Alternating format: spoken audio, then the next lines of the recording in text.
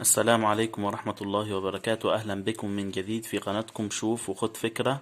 النهاردة هنوريكم طريقة تنظيف فلتر الغسالة الأوتوماتيك. المفروض الفلتر ده يا جماعة بيتنظف كل المفروض يا جماعة الفلتر ده يتنظف كل شهرين 3 كده اهو بالكتير يعني.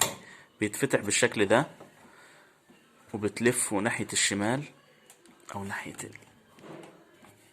هو ناشف حبتين لأن ليه فترة، عكس عقارب الساعة كده بتلف اهو.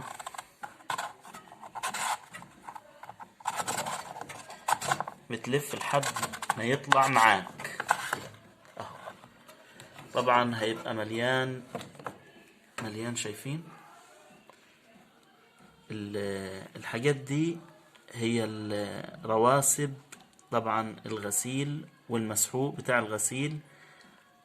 شايفين حاجات، شايفين مسمار. مين اللي رمي المسمار ده بقى؟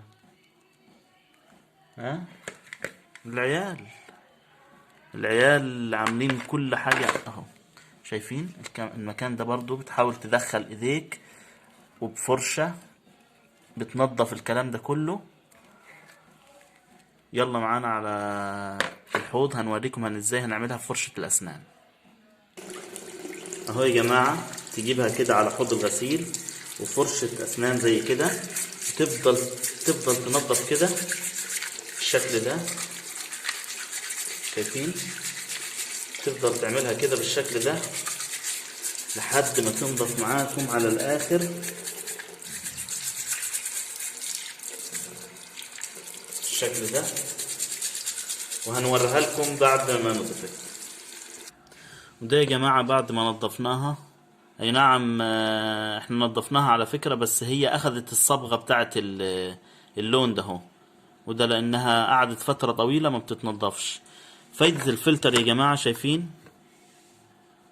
ولد من الولاد راميين مسمار صلب في الغسالة، او غسلنا الغسيل وكان المسمار جوه هدومهم ممكن. ففايدة الفلتر ان بيحمي الغسالة بتاعتك من الحاجات دي.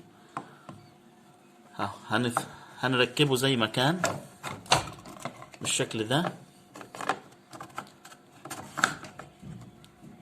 وتلف على الاخر لحد ما يقفل معاك تمام، علشان ما يسربش مية. لازم تتأكد ان هو قفل تمام. وده كان الفيديو بتاعنا النهاردة. لو عجبكم الفيديو اضغط لايك واشتركوا في القناة وفعلوا زر الجرس عشان يصلكم كل جديد. والسلام عليكم ورحمة الله وبركاته.